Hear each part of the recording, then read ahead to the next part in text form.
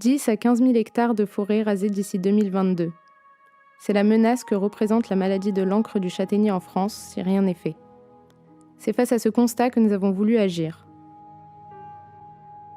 Au sein du CRI, nous avons travaillé sur une solution à notre échelle, afin d'essayer d'enrayer la propagation fulgurante de la maladie de l'encre. Nous avons choisi de travailler sur une méthode innovante de détection de la maladie à destination des pépiniéristes. La maladie de l'encre est due à un pathogène de l'espèce Phytophthora. Celui-ci infecte les châtaigniers depuis leurs racines et remonte peu à peu vers le tronc, faisant s'écouler de la sève noire à leur base, la fameuse encre. Tout remonte à la fin du XIXe siècle.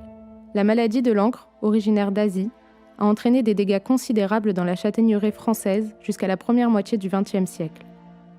Elle est ensuite restée silencieuse jusqu'à réapparaître dans les années 90-2000. Le changement climatique est encore une fois à mettre en cause. En effet, Phytophthora se développe mieux dans des températures plus chaudes et dans des sols plus humides et tassés. En plus de cette menace, les canicules répétées affaiblissent peu à peu les châtaigniers, les rendant plus à risque d'être infectés. Les hivers et automnes doux amplifient la gravité de la situation et les arbres sont de plus en plus nombreux à périr.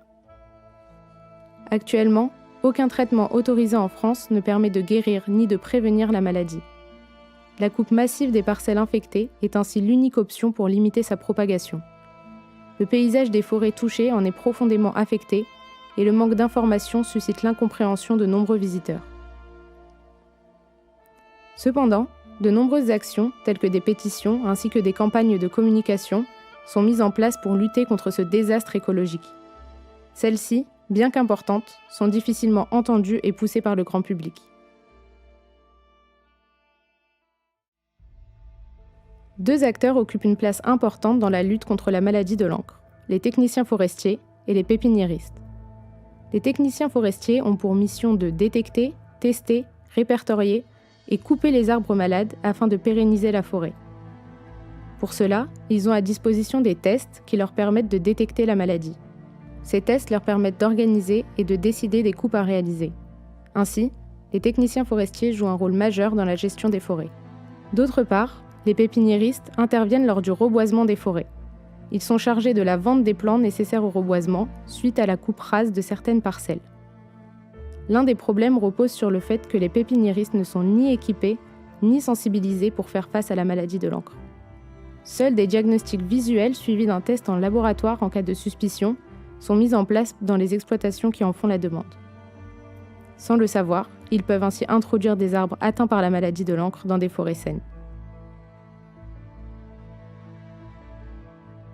C'est face à ce problème majeur que nous avons pris l'initiative de cibler notre projet sur l'apport d'une solution à destination des pépiniéristes.